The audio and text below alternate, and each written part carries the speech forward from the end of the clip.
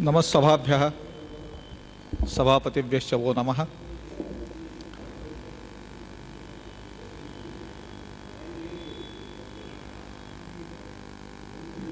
Doctor Jayashree गुणे की स्मृति में आयोजित इस व्याख्यानमाला के अंतर्गत यह व्याख्यान आज आयोजित किया गया है और मैं स्वागत करता हूं आज के वक्ता डॉक्टर टायलर विलियम्स का और संस्था के मानद सचिव डॉक्टर बहुलकर सर से अनुरोध है कि वे भी मंच पर पधारें।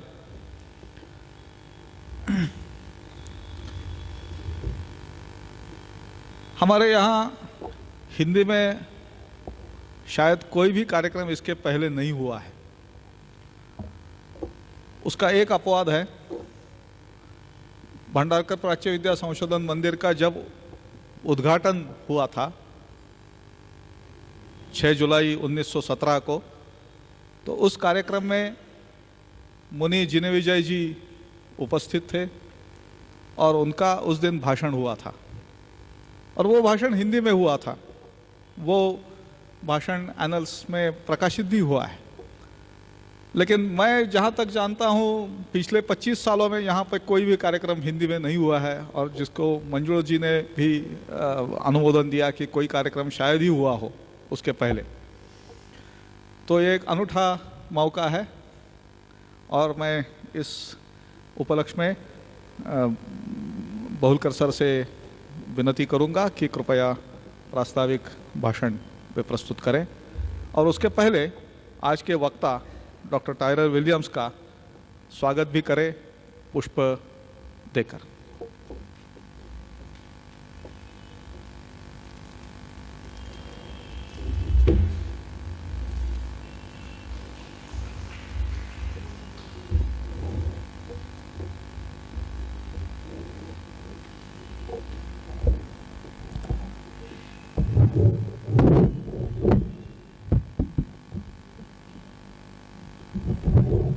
आज के वक्ता डॉक्टर टायलर विलियम्स और उपस्थित श्रोतृगण और मित्रों,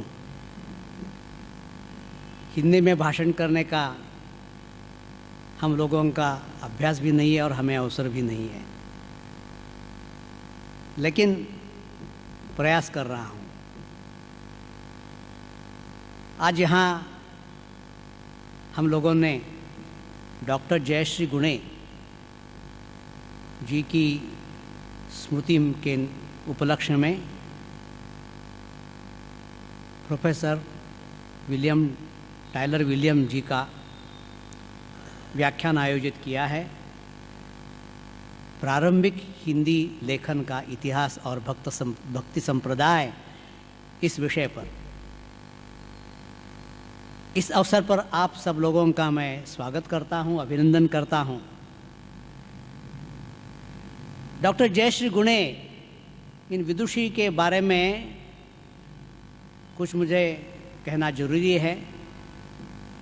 बहुत सारे यहाँ के उपस्थित श्रोतृगण जानते हैं कि वो एक बहुत अच्छी विदुषी थी। संस्कृत व्याकरण के विषय में उनका बहुत बड़ा अधिकार था। अमेरिका के यूनिवर्सिटी ऑफ पेंसिल्वानिया में उन्होंने प्रोफेसर कार्दोना जी के साथ अनुसंधान करके पीएचडी उपाधि प्राप्त की और उसमें भी उनका संस्कृत व्याकरण के बारे में एक बहुत ही दुरूह ग्रंथ है, बहुत कठिन ग्रंथ है,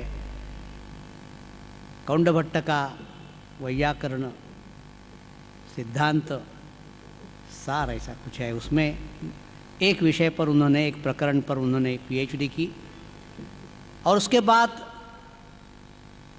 इसी नगर में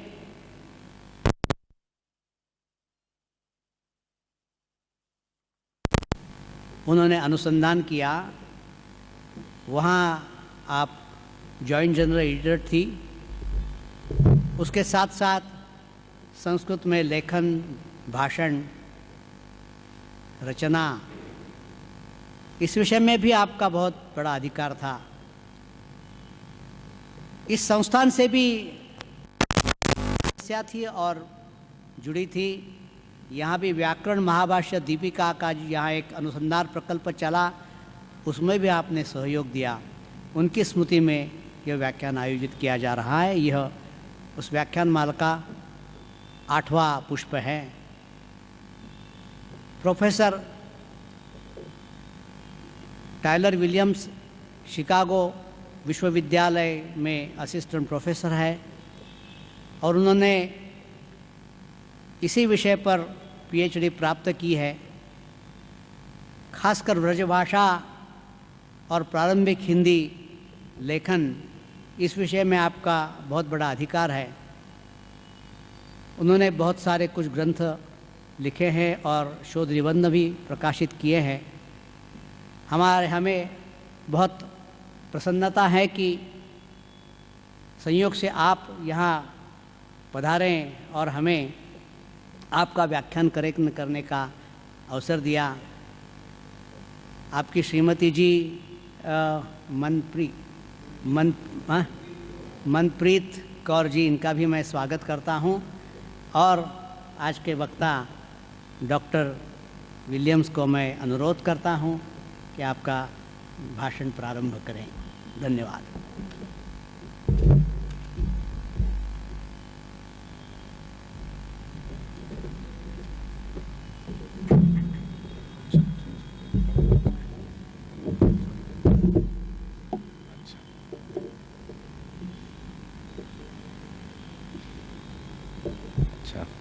Thank you, Dr. Bahulkar.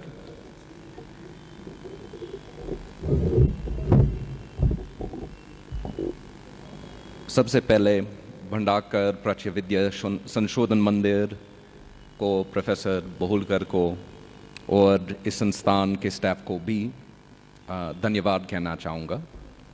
धन्यवाद इसलिए कि यहाँ इस ऐतिहासिक और विश्व प्रसिद्ध संस्थान में उपस्थित पुणे के वरिष्ठ विद्वानों के सामने अपने शोध कार्य पर भाषण देने का मौका मिल रहा है मुझे, और इसलिए भी कि मुझे इस बात की बड़ी खुशी हो रही है कि इधर पुणे में सिर्फ हिंदी का नहीं लेकिन संस्कृत का भी, प्राकृत, अपभ्रंश, मराठी का अध्ययन होता है और बहुत जोश से होता है। और ये मेरे लिए बहुत बड़ी गर्व की बात है कि मुझे यहाँ पर आप लोगों के साथ अपने रिसर्च शोध की बात शेयर करने का मौका मिला है। आपको धन्यवाद कहता हूँ।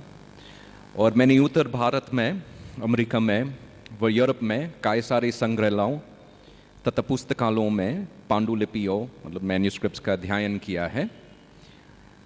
और पिछले 2-3 दिन से भंडारकर रिसर्च इंस्टीट्यूट में संरक्षित हस्तलिखित ग्रंथ की सामग्री के कई ग्रंथों का अध्ययन कर रहा हूँ और अपने अनुभव के आधार पर ये कह सकता हूँ कि भंडारकर ओरिएंटल रिसर्च इंस्टीट्यूट का कलेक्शन अत्यंत समृद्ध, व्यवस्थित और अच्छी स्थिति में है।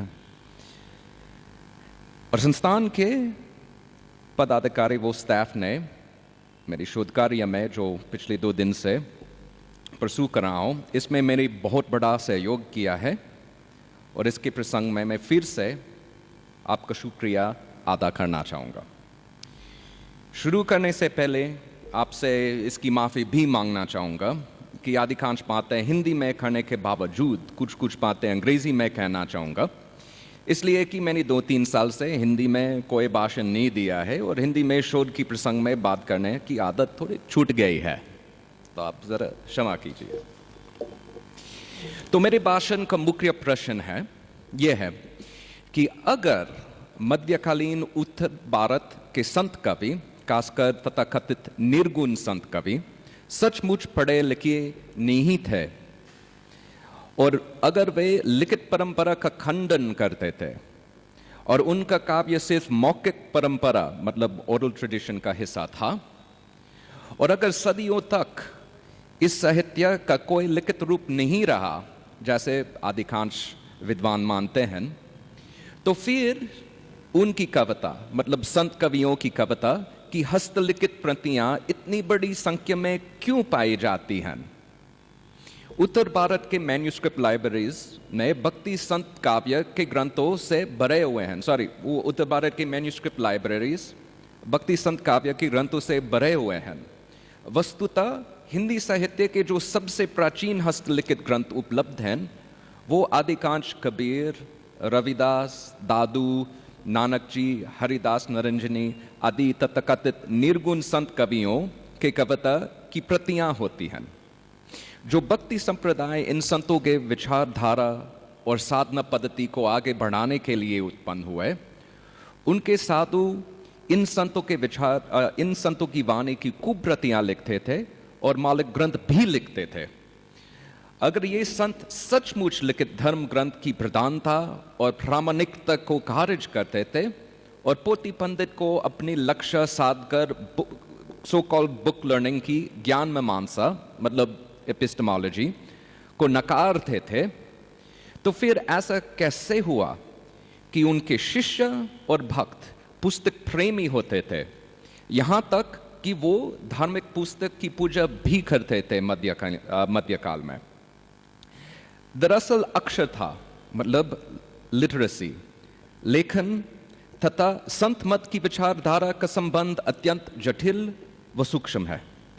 निर्गुण धारा के संत लिखित धर्म ग्रंथ की प्रधानता की आलोचना करते थे, परंतु वे साक्षरता मतलब लिटरेसी लिटरेसी की शक्ति तथा प्रभाव को भी समझते थे।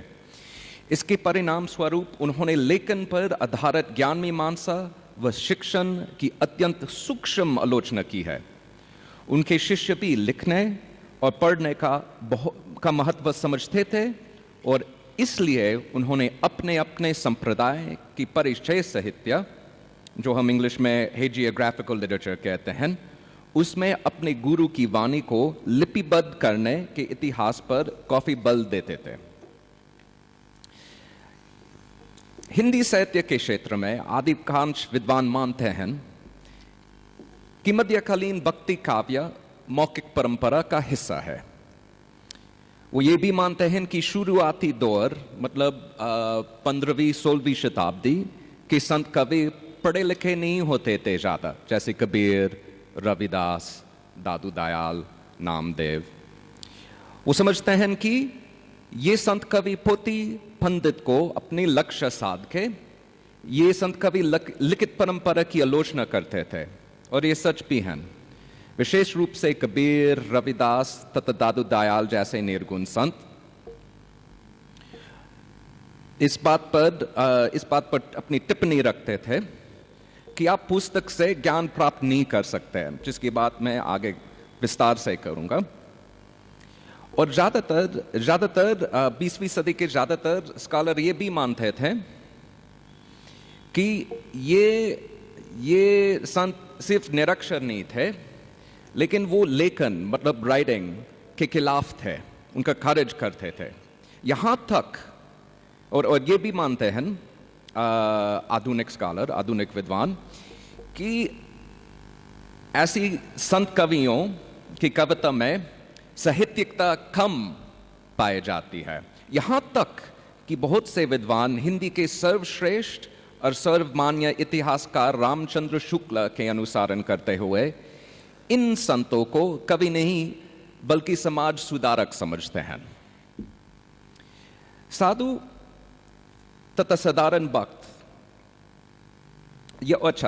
ऐसा कहा जाता है और एक हद तक सच भी है कि मध्यकाल में, क्योंकि कबीर, रविदास, दादू दयाल जैसे मार्जिनलाइज संत अपनी कविता नहीं लिखते थे बल्कि गाते थे, ऐसा भी माना जाता है कि साधु तथा साधारण भक्त उनकी कविताएं गाकर या सुनाकर संत साहित्य व संत मत का प्रसार किया करते थे पूरी उत्तर भारत में। वो ये विद्वान समझते हैं कि इसमें भक्ति आंदोलन के विकास में लिखित ग्रंथों का बहुत कम महत्व रहा।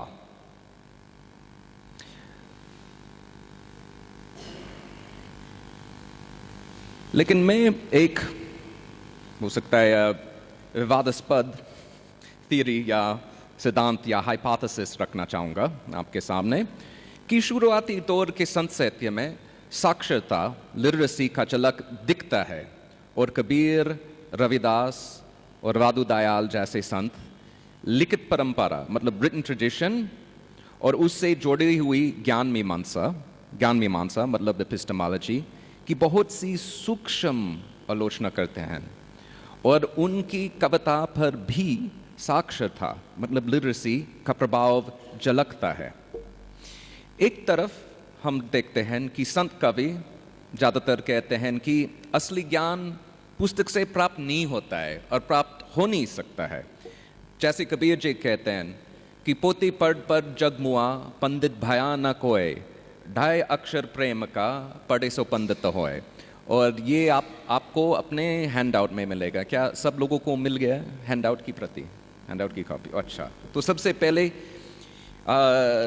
कबीर दास का ये दोहा दिया गया है और हम देखते हैं कि कबीर और उनके साथी वो यूनानी फिलासफर प्लेटो की तरह मानते हैं कि जो ज्ञान पुस्तक में होता है वो ज्ञान नहीं होता है।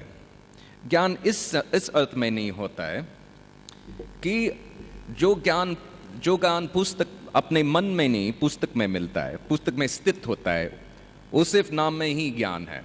जैसे वो संस्कृत में कहते हैं कि a book knowledge in a book, वो पुस्तक में ज्ञान और दूसरे के हाथ में धन, जब उनकी ज़रूरत पड़ती है तो नहीं मिलते।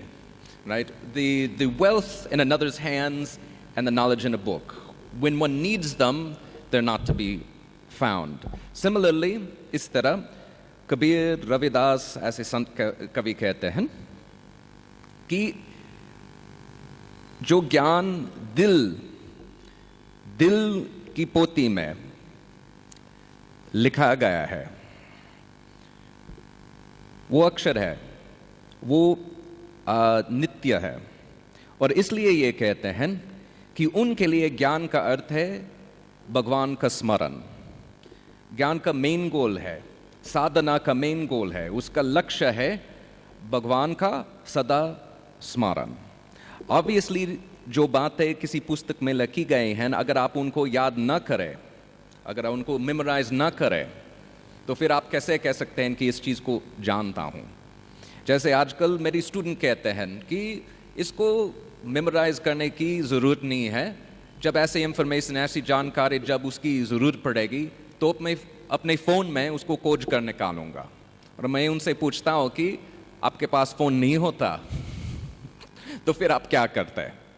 इसी तरह कबीर कहते हैं कि अगर ज्ञान आपकी दिल की पत्ते पे लिखा नहीं है तो वो सिर्फ नाम में ज्ञान है, असली ज्ञान नहीं है।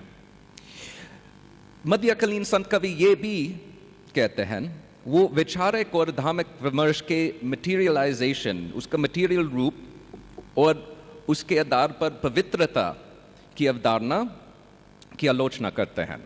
कहने की मतलब है कि when books become material, when knowledge becomes material, जैसे पुस्तक, कुछ लोग मध्यकालीन लोग मानते थे कि पुस्तक ज्ञान का मटीरियल फॉर्म है, उसका भौतिक रूप है पुस्तक ना, that a book is the material form of knowledge and therefore उसकी पूजा की जानी चाहिए, it should be respected, उसका सम्मान किया जाना चाहिए। लेकिन रविदास जो चमार थे, जो संत कवि थे, उनका कहना है कि उन्होंने कहा है कि तरतारी अपवित्र करी माने रहे जैसे कागरा करत विचारमा, भगति बागुत लिखी है थे ही ऊपरे पूजिए करी नमस्कारमा। मतलब जब लोग ताड़ी के पेड़ से ताड़ी निकाल लेते हैं तो आप उसको अपवित्र मानते हैं, लेकिन जब उस पेड़ की पत्तियों को पोती बना देते हैं, पुस्तक बना देते हैं, तो फिर हाथ जोड़कर उसके सामने झुककर आप उसकी पूजा करते हैं। उसमें रविदास इस तरीके में, इस व्यवहार में ये अंतर्द्वंद पे हमारा ध्यान खींचते हैं। कैसे हो सकता है कि एक चीज एक संदर्भ में अपवित्र मानी जाती है और दूसरी संदर्भ में पवित्र मानी जाती है? He is calling out in a very rational manner the paradox of materiality of books, that if it's that, and he's calling into question the idea that ideas can transform, that ideas and intellectual labor can transform the nature of matter. वो ये कह रहे हैं कि किसी पेड़ को, ताड़ी के पेड़ को कागज बनाकर उस विचार करते हुए उस पर लिखने से उसकी पवित्रता नहीं बनती है। सो एक तरफ हम देखते हैं कि संत कवि सचमुच लिखित परंपरा और लिखित ग्रंथ पर टिप्पणी करते हैं और उनकी बहुत कड़ी आलोचना करते हैं।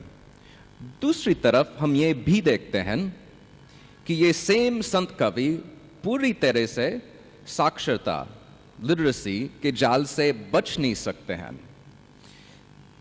कहने का मतलब कि एक बार जब किसी समाज में, जब किसी कल्चर में, किसी संस्कृति में जब साक्षरता, लिटरेसी एक बार स्थापित हो जाती है तो फिर उसका प्रभाव सिर्फ पढ़े हुए लोगों पर नहीं लेकिन सब लोगों पर होता है। निरक्षर लोगों पर भी लिटरेसी का प्रभाव दिखता है, होता है। और इसके कुछ उदाहरण देता हूं कि कबीर, रविदास, दादू, जब ये संत निरक्षर होते हुए भी जब वो स्मरण और ज्ञान और साधना की कल्पना करते हैं तो वो लेखन, अक्षरमाला, कलम, कागज, ऐसी चीजों के सहारे ही इन चीजों की कल्पना करते हैं। उनके विचार पर भी लिटरेसी का झलक, उसका प्रभाव दिखता है। एक उदाहरण देता हूं, ये कबीर की एक साखी है। यहू तन जलाओ मसी कराओ, लिखाओ राम का नाओ, लिखनी कराओ करंक की, लिखी लिखी राम पठाओ। वो इसमें भगवान का स्मरण करने, उनकी स्मृति करने की बात कर रहे हैं, लेकिन उन्होंने किस चीज का रूपक का सहारा लिया है? उन्होंने पेन का, लेखनी मतलब कलम का। मतलब जब वो भगवान को याद करते हैं, जब उनका स्मरण करते हैं, तब वो ऐसी चीजों के मेटाफोर्स और कंसेप्चुअल वोकैबुलरी से सहारा लेते हैं। उनकी एक और बहुत फेमस साखी है कबीर की। 7 समंदर की मस्ती कराओ, लेखनी सब बन रहा है, धरती सब कागदा कराओ, ठाओ हरि गुण लिखिया न जाए। मतलब अगर मैं 7 समुंदर को इंक बनाऊं और सारी जंगलों को लेखनी बनाओ, अगर पूरी धरती को कागज बनाओ, तो भी हरि के गुण मैं नहीं लिख पाता। रविदास का एक पद भी कोट करना चाहूंगा। चली चली मन हरि पाठशाला पढ़ाओ, गुर की 60 ज्ञान के आकर विसरे तो हस सहजी समाधि लगाओ, प्रेम पट्टी श्रुति लेखनी करियाओ, राओ ममाओ लिखी अंक दिखाओ, यही बेरी मुक्ति भाए सनकाधिक, हृदयों भिधारे प्रकाश बताओ। और इसका तर्जुमा भी दूंगा इंग्लिश में। Let's go my heart to Hari school and study with the Guru.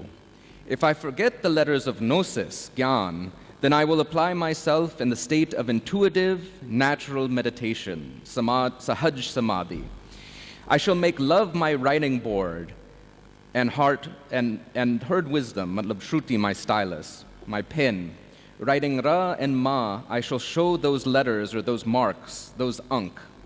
I shall open my chest and tell of how Sanaka and the others obtained liberation in this way.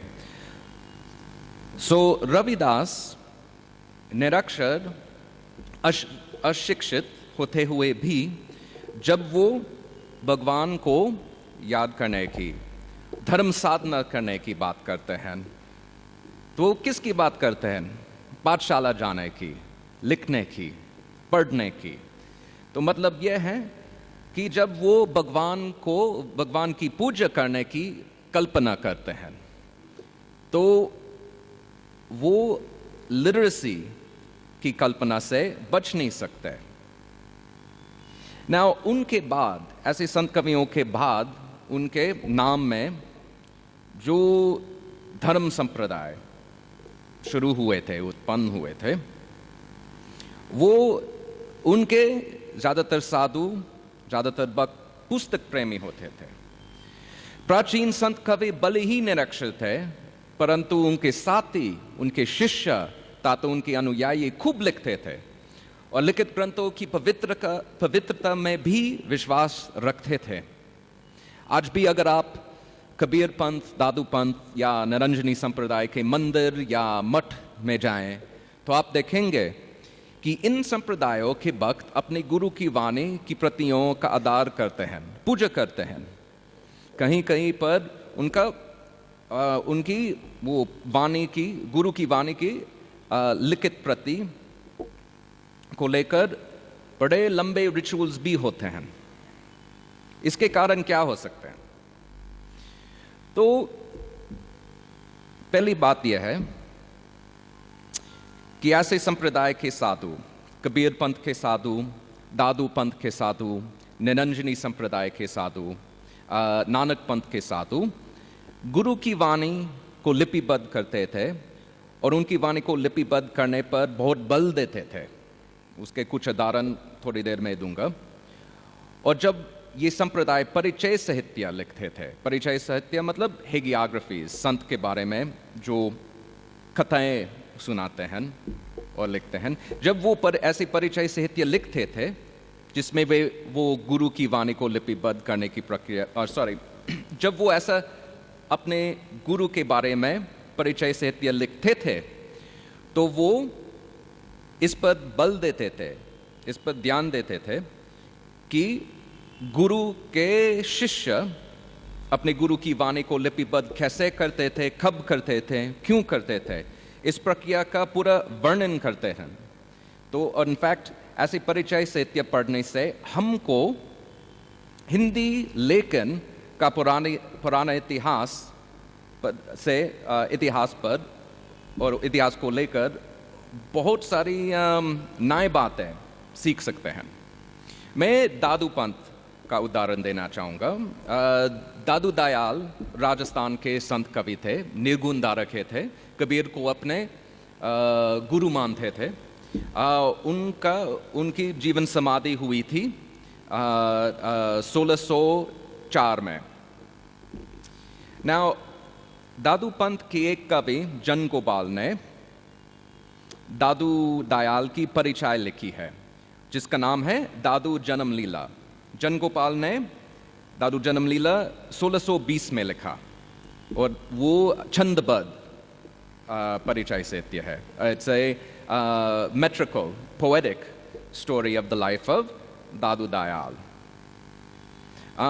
उन्होंने इसमें जन गोपाल ने इसका वर्णन किया है और बहुत विस्तार से, बहुत डिटेल में उन्होंने इसका वर्णन किया है कि दादू के साथ एक स्क्राइब रहता था, हमेशा रहता था, जिसका नाम था मोहनदास दफ्तरी।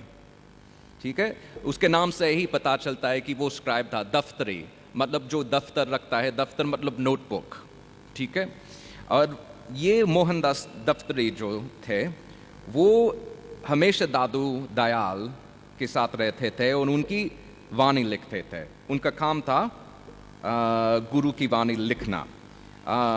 आपके हैंड आउट पर मैंने इसको उद्धृत किया है। The following quote has been taken from the Dadu Janam Leela of Jan Gopal. जन गोपाल ने लिखा है, ये कत द्वारे राखे संगी चले कत भाके, बड़ो गोपाल रू सिंधु पीपा छंद बाला रहे समीपा, केसो बाबा भगवानु माधो संत दास प्रवानु, शिष्य मोहन दफ्तरी बांचो गुण लिखे गुरसू सांचो। Swami, matlab Dadu Dayal, left some disciples in the monastery, but those who went with him are told in this story. Gopal the elder, Sindhu, Pipa, Chanda and Bala remained close to Dadu, as did Keshav and Bhagwan, Madhav and Sant Das, the true. And here's the important part. Sikh Mohan Daftari Bancho Gun Likhe Gur Subancho. The disciple Mohandas Daftari recited and wrote down Hari's virtues as he witnessed this from the Guru. तो मोहनदास दफ्तरी का काम था कि जब भी उनके गुरु दादू दयाल कोई साकी कहे, कोई पद गए, उनका काम था वो पद या वो साके लिखना, लिपिबद्ध करना और उस पोथी को की रक्षा करना।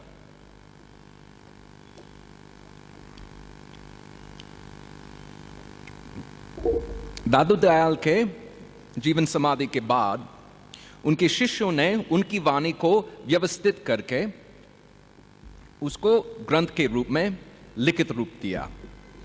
और माधव दास दादू पंथ के एक और साधु माधव दास ने इसके बारे में अपने संत गुण सागर में लिखा है, जो उन्होंने कंप्लीट किया था 1604 में। मतलब जिस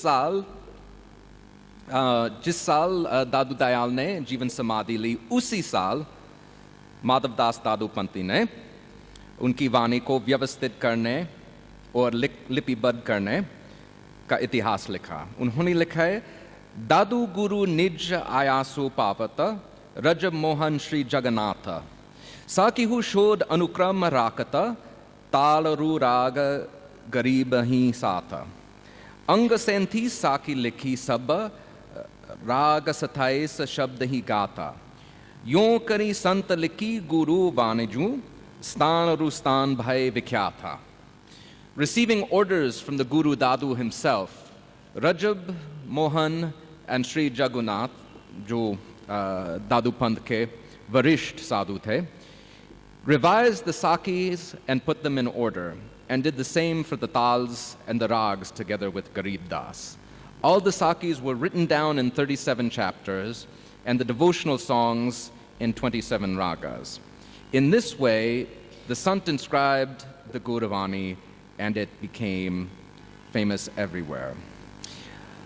Madhav Das दादू पंथी ये भी कहते हैं कि गरीब दास जो दादू दयाल के का बेटा था और दादू पंथ के महंत भी हुए करते थे, उन्होंने सारे साधुओं को कहा कि आप सब अपने पास, हर साधु को अपने साथ, अपने पास दादू दयाल की वाणी की प्रति रखनी चाहिए हमेशा, और जब भी आप प्रवचन देते हैं तो इसका सहारा लेना चाहिए। सो हम देखते हैं कि इस तरह दादू पंथ के साधु अपने गुरु की वाणी को लिपिबद्ध करने का इतिहास बताते हैं। उनके लिए ये बहुत इंपॉर्टेंट बात है, इसलिए कि एक तरफ उनके गुरु कहते हैं कि लिखित ग्रंथ से, पुस्तक से ज्ञान प्राप्त नहीं होता है, दूसरी तरफ वो खुद एक लिखित पुस्तक, एक पुस्तक लिख रहे हैं ना, तो इसका एक कारण, इसका इतिहास बताना ज़रूरी है। इसके कारण उनके लिए समझाना महत्वपूर्ण बन गया था। सिर्फ दादू पंथी साधुओं ने ऐसा नहीं किया। निरंजनी संप्रदाय ने अपने संतों की वाणी, हरिदास निरंजनी उनके संस्थापक से लेकर कबीर, रविदास, नामदेव, लगभग सारी निर्गुण संतों की वाणियों को संग्रहित करके एक धर्म ग्रंथ, एक लिखित ग्रंथ स्थापित कर दिया है। और जैसे आप सब जानते हैं, सिख पंथ में 1604 में ही गुरु अर्जुन ने नानक और बाकी सिख गुरुओं के वचनों को संग्रहित करके आदि ग्रंथ स्थापित की। और मेरे विचार में उन्होंने इस एक्ट का बहुत बड़ा प्रभाव हुआ था सारी उत्तर भारत के सारे निर्गुण संत धाराओं के ऊपर। कहने का मतलब यह है कि 1604 में गुरु अर्जुन आदि ग्रंथ की स्थापना करते हैं। उसी साल कई महीने के बाद दादू पंथ के साधु दादू वाणी स्थापित करते हैं और उसे 2-3 साल बाद निरंजनी साधु निरंजनी वाणी की स्थापना करते हैं। सो हम देखते हैं कि एक ट्रेंड चल रहा है 17वीं शताब्दी की शुरुआती दौर में। आपका ध्यान आपके हैंडआउट के लास्ट पेज, शायद लास्ट पेज या second to last page number 3 और पेज नंबर 4 पे खींचना चाहूँगा। ये पेज नंबर 3 या ये पेज नंबर 3, अच्छा हाँ, पेज नंबर 3 पर मैंने जो फोटोग्राफ्स रखे हैं, पहले फोटोग्राफ एक गुटका का है। Thank you.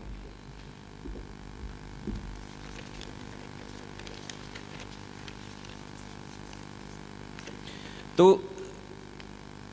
सबसे प्राचीन हिंदी में जो सबसे प्राचीन हस्तलिखित ग्रंथ मिलते हैं वो इस प्रकार के हैं, गुटका जिसको कहते हैं, हिंदी में मराठी में भी कहते हैं। हिंदी में इसका गुटका का खास मतलब है नोटबुक। ठीक है, जैसे आप शायद देख नहीं सकते हैं, सॉरी वो फोटोग्राफ उतना अच्छा नहीं आया, लेकिन ये इस गुटके में काय संत कवियों के पद हैं, है ना, और ये एक सिंगर साधु की गुटका है। मतलब ये साधु लोग इस प्रकार के नोटबुक्स को अपने पास रखते थे कि जब वो भजन गाते थे तो इसका सहारा लेते थे। इसमें वर्स नंबर या कवि का नाम या राग ऐसी चीज़ों का उल्लेख नहीं मिलता है ऐसी नोटबुक्स में। अव्यवस्थित रूप के होते हैं ऐसे manuscripts. They're basically notebooks for the purpose of singing. In contrast to that, अगर आप नीचे दिए हुए हस्तलिखित ग्रंथों के इमेज को देखें, you'll see this is a proper पोथी। इस तरह के हस्तलिखित ग्रंथ उसे काफी बाद मिलते हैं। These are found much later in the manuscript record of these traditions. मतलब जो सबसे पुराने जो manuscripts हैं वो नोटबुक टाइप के होते हैं, जो बाद में मिलते हैं वो पोथी प्रॉपर पुस्तक टाइप के होते हैं। और उत्तर भारत के निर्गुण भक्ति की धारा के अंदर एक खास तरह का ग्रंथ भी मिलता है जिसका फोटो मैंने पेज 4 पर दिया है। This is what they call the Vani manuscripts of Rajasthan, UP and Gujarat। और उनका खास फंक्शन होता था, साधु जो गुरु होते थे, हर साधु नहीं रखता था, सिर्फ जो वरिष्ठ साधु होते हैं निर्गुणी संप्रदायों में वो लोग रखते हैं। और मतलब जो जूनियर साधु होते थे उनका काम था इनकी प्रतिलिपि करना। और वो किसके लिए प्रतिलिपि करते थे? अपने गुरु के लिए। सो ऐसे कॉपीज में, ऐसी प्रतियों में सिर्फ स्क्राइब का नहीं, लेकिन स्क्राइब के गुरु, उनके गुरु के गुरु, उनके गुरु के गुरु के गुरु वगैरह, उनकी पूरी गुरु शिष्य परंपरा लिखा जाता था, है ना, to show that the English में कैसे कहते हैं, to show that the transmission of the texts inside was pure without mistakes. Basically वो अपने गुरु शिष्य परंपरा इसलिए लिखते थे वो उस मैन्यूस्क्रिप्ट की क्वालिटी एश्योरेंस बताने के लिए, ठीक है। और उसका एक खास फॉर्म भी होता था, वो लॉन्ग होता था, जैसे पोटी टाइप नहीं होता था, हमेशा बहुत लॉन्ग होता था और बहुत बड़ा होता था, इतना लंबा और इतना छोटा था। और उसमें लगभग सारी निर्गुण धारा का लगभग सारी सेंट्स की वाणी मिलती है। अच्छा, अभी कितना टाइम हुआ? अच्छा, फाइनली आपका ध्यान ये चार्ट पर खींचना चाहूंगा। आप देखते हैं कि 1595 में दरबार साहब जो सिख पंथ का केंद्र बना था, दरबार साहब मतलब जो अब हरमंदिर साहब कहा जाता है, गोल्डन टेम्पल, वो सबसे पहले 1595 में वो बना था।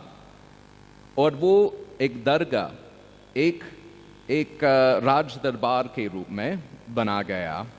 उससे जस्ट बाद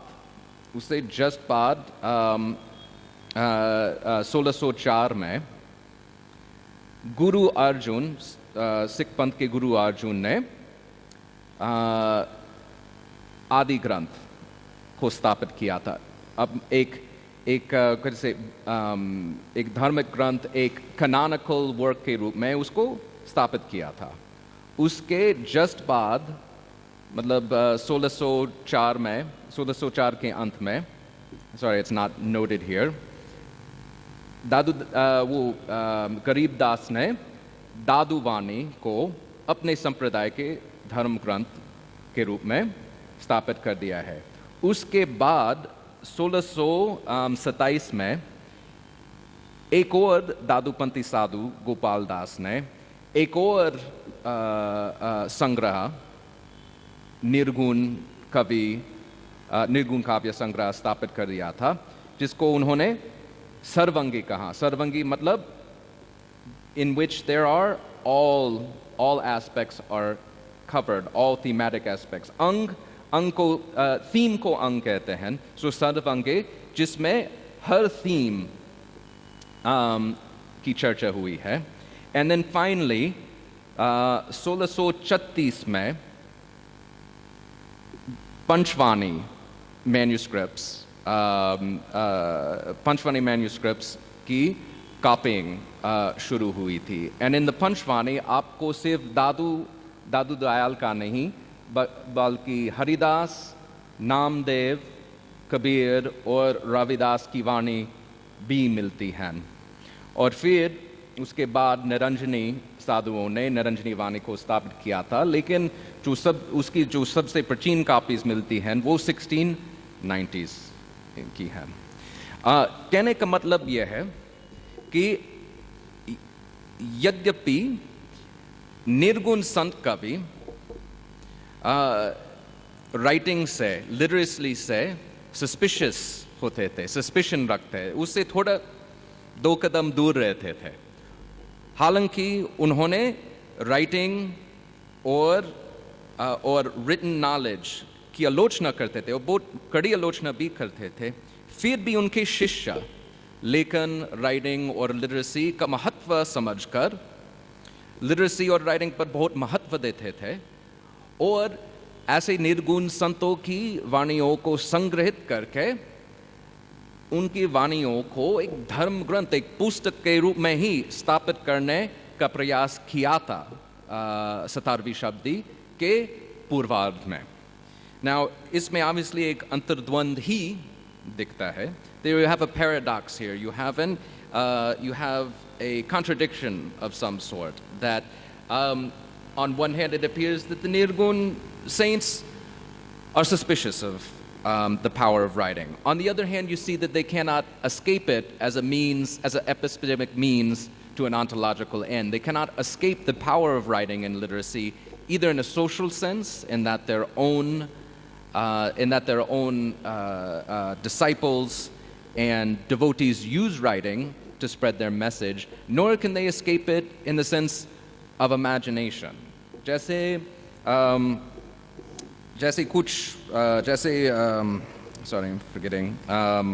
जैक गुडी ने कहा है, एक बार लिटरेसी का काल शुरू हो जाता है एक बार किसी सिविलाइजेशन में, तो फिर उसके बाद आप वापस नहीं जा सकते हैं. In a sense, once literacy is established, you cannot think outside of it. एक बार literacy हो जाती है, तो फिर आप बिना उसके सहारे किसी भी अवधारणा, किसी भी विचार की कल्पना या परिकल्पना नहीं कर सकते हैं.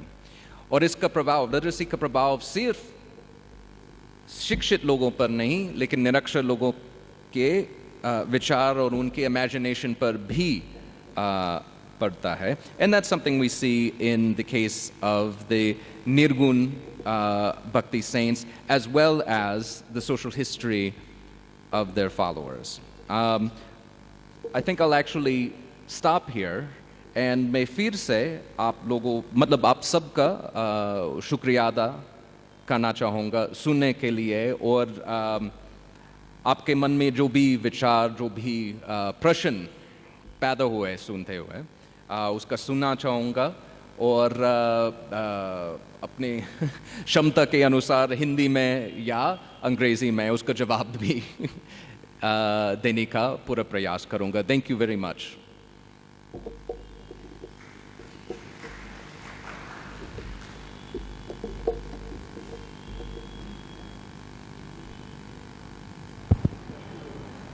किती जाऊन नाही.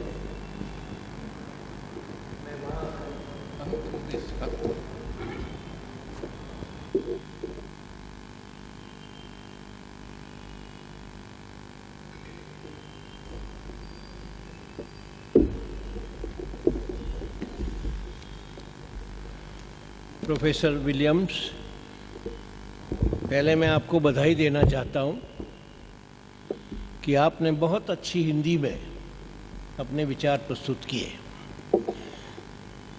कम से कम मैं नहीं जानता इनमें से कोई, हम लोग आपकी जैसी अच्छी हिंदी में, जैसे आप बोलते वैसे अच्छी इंग्लिश में हम अपनी बात नहीं रख सकते.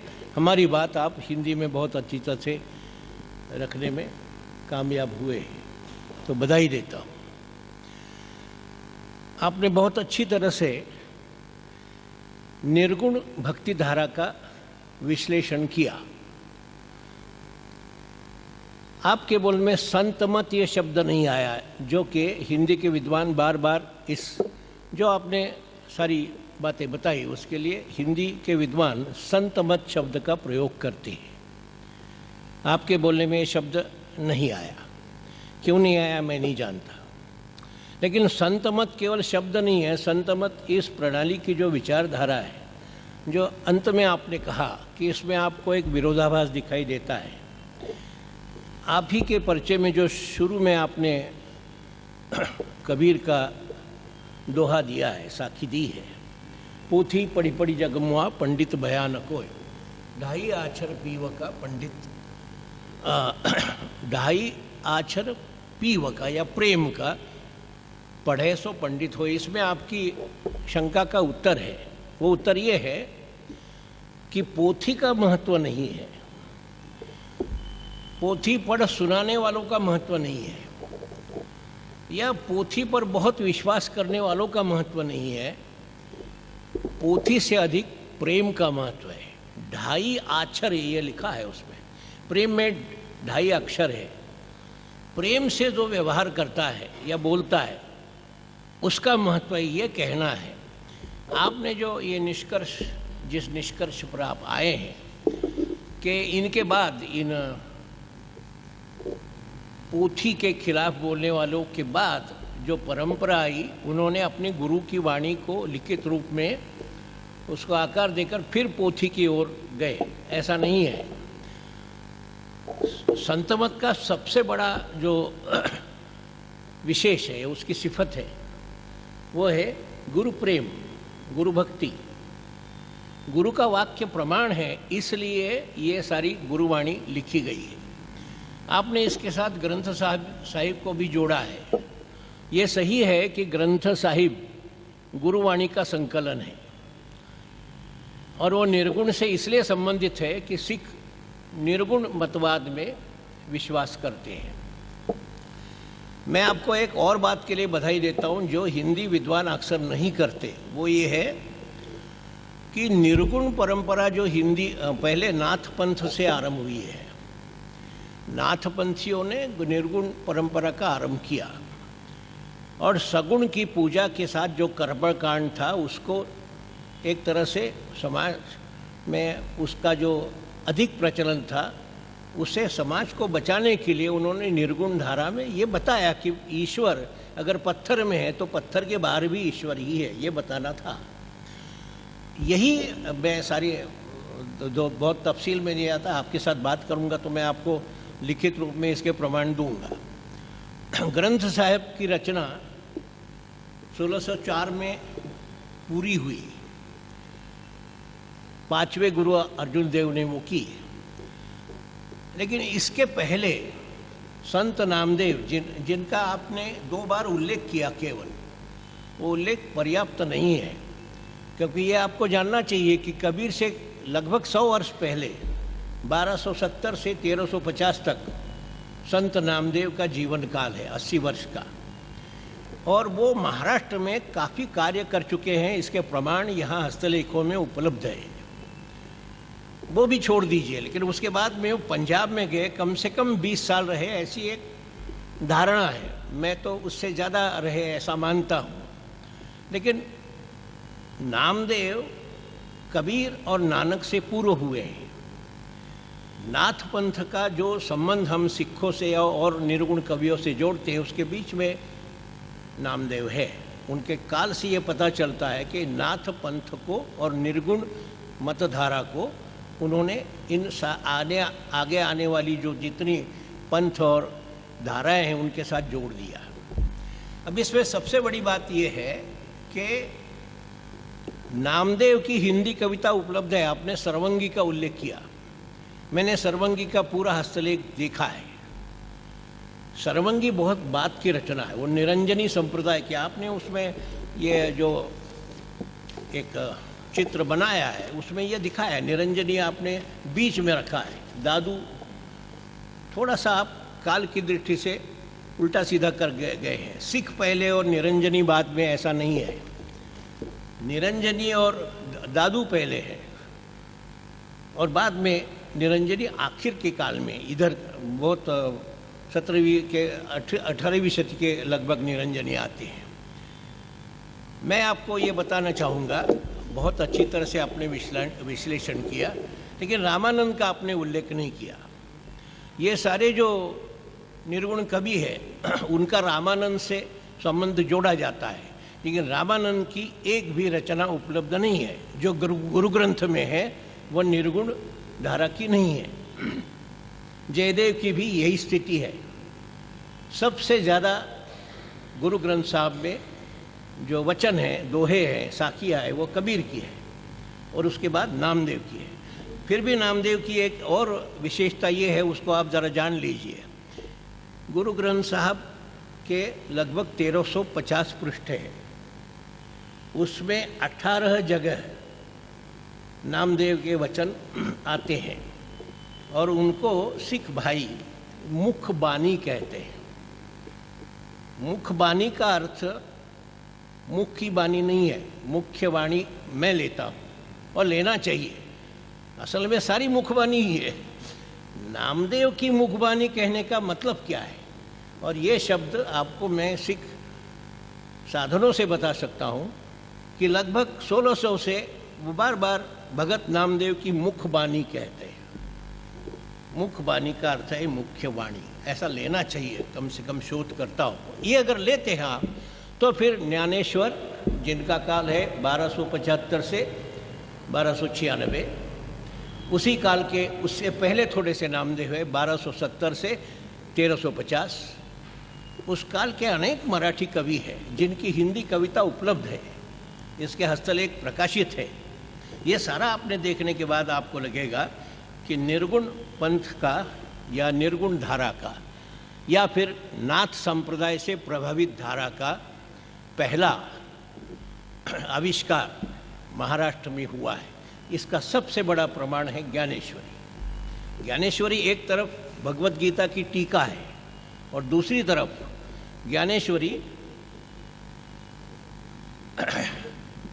नाथ संप्रदाय के एक दीक्षित कवि का अपने गुरु और संत श्रोताओं के सम्मुख किया गया निवेदन है, जिसमें वो सारी नाथ पंथ की परंपरा को पहले स्पष्ट करते हैं और कुंडलिनी योग को स्पष्ट करते हैं, जो नाथ और निर्गुणियों का मुख्य। आपने सहज समाधि का उल्लेख किया है। सहज समाधि के पहले है निर्गुण कुंडलिनी योग। इस कुंडलिनी योग की चर्चा गीता में नहीं है, ज्ञानेश्वरी में है। तो मैं ये इतना ही कहना चाहूँगा कि आप ये जो बहुत अच्छी तरह से अध्ययन कर रहे हैं हिंदी परंपरा का, ये केवल हिंदी की परंपरा, ये मिलीजुली परंपरा है, भक्त भारती की परंपरा है। तो भारत के सारे संतों का और भक्तों का अध्ययन करते समय पहले आपको नाथ पंथ के साधुओं की रचनाएं, जो पीताम्बर दत्त बड़तवाल ने वो सारा एकत्रित किया है, वो आपने देखा होगा, उसका उल्लेख आपके व्याख्यान में नहीं आया। तो पहले नाथ संप्रदाय, फिर गोरक्षनाथ, फिर ज्ञानेश्वर, फिर नामदेव, फिर कबीर और फिर गुरु नानक। मुझे एक बात बहुत अच्छी लगी, आपने ये स्पष्ट रूप से नहीं कहा लेकिन सूचित किया। शायद आपको ये कहना था या नहीं मालूम नहीं, लेकिन आपने एक सूचित किया, ये परंपरा भारत की लगभग 10वीं शती में नाथ पंथीय विचारों से शुरू हो जाती है और नानक जब आए तो नानक के बाद यही निर्गुण परंपरा सिखों ने अपनाई और निर्गुण निराकार ईश्वर के रूप में, जैसे गुरु ग्रंथ का पहला ही छंद है, एक ओंकार है और उसका जप करो गुरु कृपा से, ये गुरु ग्रंथ का मूल मंत्र है। तो कहना ये है कि ये सारा जुड़ा हुआ है, ये आपस में इनमें विघटन नहीं है। जो चीज़ गुरु गोरक्षनाथ ने कही, जो चीज़ ज्ञानेश्वर नामदेव ने कही, वही चीज़ कबीर ने कही, वही चीज़ दादू दयाल, रविदास, सहजोबाई का उल्लेख नहीं आया। ऐसे कई लोग हैं जिन्होंने ये सारा किया और बाद में नानक ने इस बात को आगे बढ़ाया और नानक के बाद जो 10 गुरु हुए, उस गुरु परंपरा का भी सारा रुख निर्गुण दर्शन का विस्तार करने में है। इसलिए गुरु ग्रंथ साहब 12वीं शती से लगभग 17वीं शती तक इस देश में जितनी धाराएं प्रचलित हुई उनमें निर्गुण दर्शन का महत्व बताने का प्रयास है। ऐसे ही काव्य को, साखियों को, पदों को गुरु ग्रंथ साहब ने एकत्रित किया है। उसमें सिख गुरु केवल 6 है, बाकी 32 लोग हैं जो आपकी धारा से आपने जिसका विवेचन किया उससे संबंधित। फिर से एक बार बधाई देता हूँ। जो हम लोग ठीक तरह से इधर नहीं सोचते, वो आप वहाँ से आकर इसका अध्ययन करने के बाद आपने सोचा है और उसको रखा है। बधाई आपको।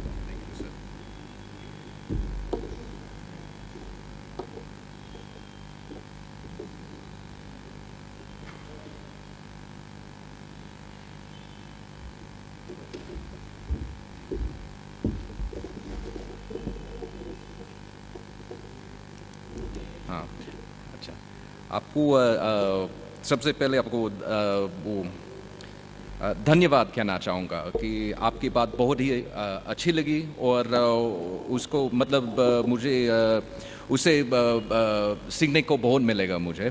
और डेफिनेटली आपसे वो मराठी में निर्गुण धारा उसकी परंपरा से बहुत सवाल पूछना चाहूँगा। और हाँ, मैं इनफैक्ट आपकी बात से सहमत हूँ। और इनफैक्ट क्योंकि मैं थोड़ा जैसे मैं कह रहा था, काफ़ी सालों से हिंदी में भाषण नहीं दे रहा हूँ, इसलिए अपनी बात ठीक से नहीं रख पाया।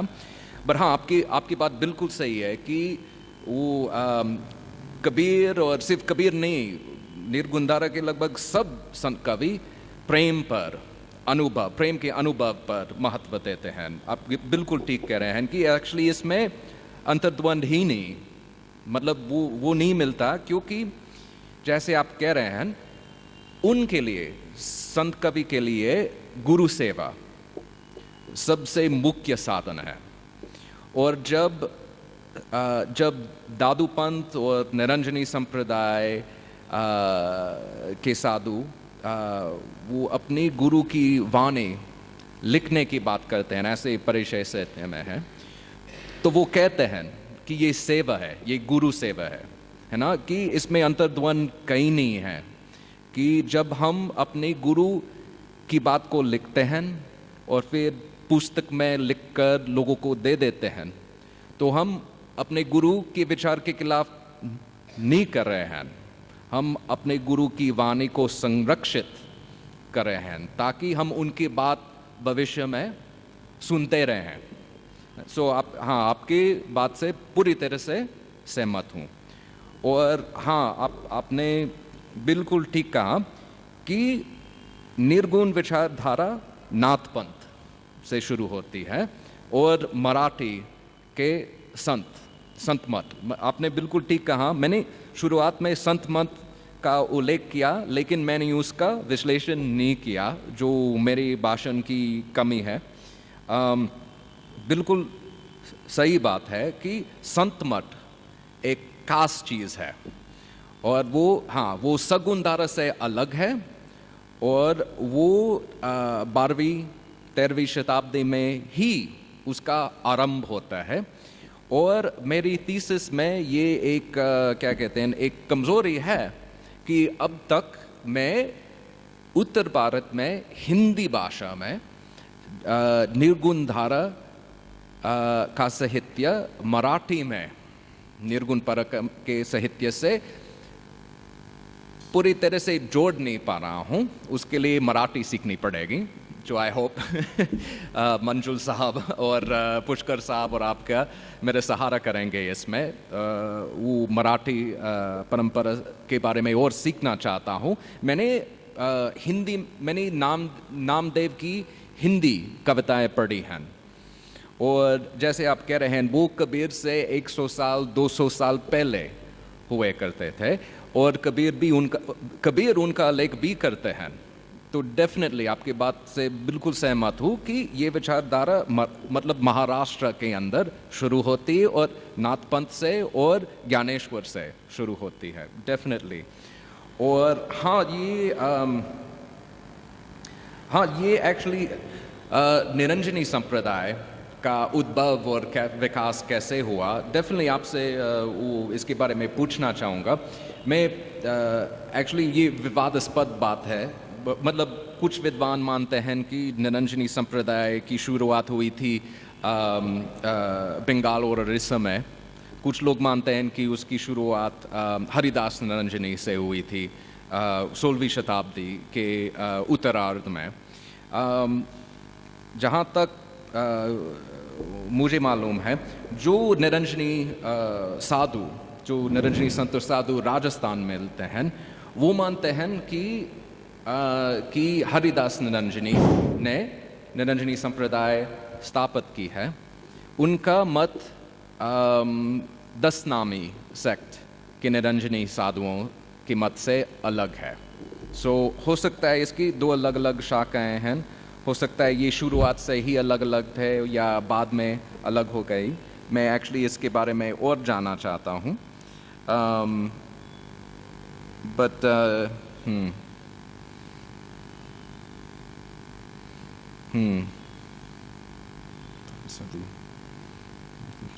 उपलब्ध नहीं।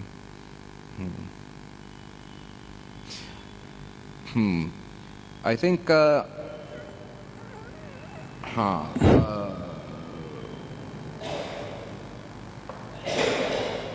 संक्षेप में मैं इतना कह सकता हूँ कि इस पर जैसे आपने इसका संकेत किया है, इस पर और शोध कार्य करने की ज़रूरत है। और हिंदी की निर्गुण धारा के अंदर हिंदी परंपरा और मराठी परंपरा के संबंध, उसका ऐतिहासिक संबंध पर और काम करने की ज़रूरत है। 2 बातें मैं कुछ कहना चाहता हूँ या पूछना चाहता हूँ।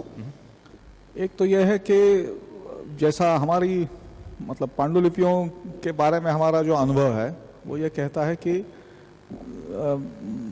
जो बहुत पहले वाली जो पांडुलिपियाँ है वो अक्सर जैनों की है, तो क्या लिख कर रखना, बात को लिख कर रखना ये जैनों की परंपरा से लिया गया हो सकता है? ये पहली बात। और दूसरी चीज़ ये है कि हम ये देखते हैं कि लगभग 13वीं सदी के बाद में भारत में कागज़ का प्रयोग शुरू हो गया। उसके पहले तो सारे, जैसा ये इसमें कहा गया है, या तो ताड़पत्र था या तो भूर्ज पत्र था, तो उस पर लिखना या उकेरना कठिन बात थी। और जब कागज़ आ गया तो एक तो उसका उत्पादन बहुत ज़्यादा शुरू हो सका, मतलब उस पैमाने पे, और दूसरी बात यह है कि उस पर लिखना भी ज़्यादा आसान था। तो क्या ये जो साहित्य मटेरियल जो नए सिरे से उपलब्ध हुआ उसके कारण लिखना बढ़ गया, वो संतों की बात या परंपरा या इन सारे संप्रदायों की बात को छोड़कर क्या टेक्नोलॉजी में ने इसमें कुछ साथ दिया है? ये मेरा प्रश्न है। बिल्कुल, बहुत अच्छे सवाल हैं। जैसे आपने जैनों की बात की, हाँ डेफिनेटली इस पर, हाँ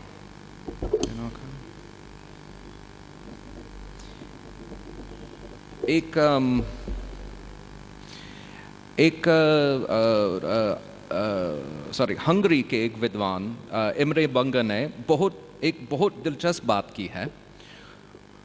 उन्होंने हिंदी भाषा और साहित्य का मूल, उसका बैकग्राउंड मध्य देशी साहित्य में खोजा।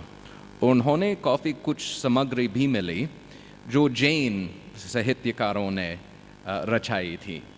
उनका मानना है कि हिंदी का वो प्राचीन रूप ओल्ड मारूगुजर है, और जैन साहित्यकारों ने गुजरात से मध्य देश मतलब ग्वालियर शिफ्ट करके ग्वालियर के रीजन में पुरानी हिंदी, प्राचीन हिंदी को एक साहित्यिक भाषा के रूप में स्थापित कर दिया, ये उनका कहना है। और बाद में भी हम देखते हैं कि जैन साहित्यकारों का, जैन इंटेलेक्चुअल्स का बड़ा प्रभाव रहा निर्गुणी धारा पर, क्योंकि हमारे पास जो निरंजनी संप्रदाय, दादू पंथ और कबीर पंथ की जो प्राचीन वाणी हैं, जो प्राचीन वाणी मैन्यूस्क्रिप्ट्स हैं, उनकी स्क्राइब्स ने जैन मैन्यूस्क्रिप्ट्स का नकल किया है। वो क्या कहते हैं, लिपि को लेकर से, लिपि से एम्बेलिशमेंट्स, चित्र तक उन्होंने उस रीजन, उस क्षेत्र, उस भौगोलिक क्षेत्र के जैन मैन्यूस्क्रिप्ट्स का पूरा नकल किया है। तो आपकी बात बिल्कुल सही, आपका सवाल बिल्कुल अच्छा लगा कि मुझे भी लगता है कि जैन परंपरा, जैन संप्रदाय का काफ़ी बड़ा प्रभाव रहा है। उन्होंने सबसे पहले इस भाषा में लिखा, और क्योंकि वो पुस्तक प्रेमी थे, उन्होंने ये क्या मार्ग दिखाया ऐसे निर्गुण संप्रदायों को। जहाँ तक कागज़ के आने का सवाल है, मैंने इस पर कुछ रिसर्च किया है और शोध भी किया है। इंटरेस्टिंग बात, दिलचस्प बात यह है कि सुल्तनत काल में कागज़ की टेक्नोलॉजी के आने के बाद भी ब्रज, वृंदावन, ब्रज जैसे क्षेत्रों में लोग फिर भी तालीपत्र का प्रयोग बहुत देर तक करते थे। 16वीं शताब्दी तक वो तालीपत्र का प्रयोग करते रहे। जी जी जी, या दक्षिण और पूर्वी भारत में अभी तक वो चलता आ रहा है। जी, तो ये बात है। जी बिल्कुल बिल्कुल सही। और मतलब उत्तर भारत में जो सबसे प्राचीन, सबसे प्राचीन हिंदी मैन्यूस्क्रिप्ट्स जो हैं, वो भक्ति काव्य के नहीं होते हैं, वो सूफी काव्य के होते हैं, क्योंकि चंदायन वो जो एक सूफी कविता है, 1300, मौलाना दाऊद ने चंदायन 1600 1979 में लिखा था, उसकी प्रतियां मिलती हैं जो जो 16वीं शताब्दी के पूर्व भारत की हैं, वो सबसे प्राचीन है। बाकी जो हिंदी रचनाएं हैं, हिंदी रचनाएं की कापीज़ बहुत बाद मिलते हैं, उससे काफ़ी बाद के होते हैं। सो ये बहुत दिलचस्प बात है कि लोगों ने तुरंत कागज़ की टेक्नोलॉजी को नहीं अपनाया, काफ़ी देर लगी उनको उसके अपनाने में, और इसके कारण अभी साफ नहीं हुए जितने आर्टिकल्स लिखे गए हैं पेपर के प्रोडक्शन पर। मैंने लगभग सारे को लिखा, और ये भी दिलचस्प बात है कि राजस्थान में कागज़ का प्रोडक्शन बहुत मशहूर है, कि बूंदी, कोटा, जयपुर, वहाँ के बने कागज़ बहुत मशहूर हैं। लेकिन राजस्थान में भी क्लॉथ पेपर का प्रोडक्शन धूमधाम से 16वीं शताब्दी में शुरू होता है, उससे पहले नहीं। 13th, 14th, 15th सेंचुरी में उधर कागज़ का प्रोडक्शन नहीं होता था। इसका कारण खोजना बाकी है। जी,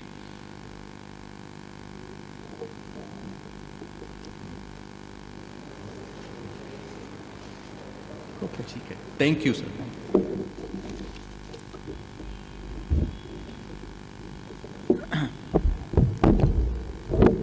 हमारे संग्रह में जो कागज़ की सबसे पुरानी प्रति है वो शायद राजस्थान से ही आती है और 1320 की है। तो इस सिरे से भी उसका विचार मेरे ख्याल से होने चाहिए। लिखने और न लिखने की बात जो है वो तो हमेशा से चलती आ रही है, और आईन अकबरी का अगर हम जिक्र करें तो उसमें अकबर के विषय में ये कहा गया था कि अब्दुल लतीफ़ नाम के उनके शिक्षक थे, लेकिन उनके साथ पढ़ते हुए भी अकबर ने अपना स्वच्छ और शुभ्र मन स्याही से लिखे गए काले अक्षरों से खराब नहीं होने दिया। तो इसका मतलब है कि वो निरक्षर थे। तो और ये जो बात है वो तो खराब काले अक्षरों में ही लिखी गई है, तो ये बात है और वो हम तक पहुंची है, तो ये तो चलता आ रहा है। तो आज हमने डॉक्टर विलियम्स से इस विषय पर बहुत अच्छे विचार हमें सुनने को मिले, और डॉक्टर अशोक कामत और प्रोफेसर थिटे, श्री मंजूल जैसे बहुत अच्छे विद्वान यहाँ पर उपस्थित रहे। और दूसरी एक बात के लिए भी मैं डॉक्टर विलियम्स का अभिनंदन करना चाहूँगा, वो इसलिए कि ये व्याख्यान करना है, ये बात शनिवार को तय हुई और उन्होंने बिल्कुल जल्दी से मान लिया कि हाँ हम करेंगे, और आज ये हम हुआ देख रहे हैं।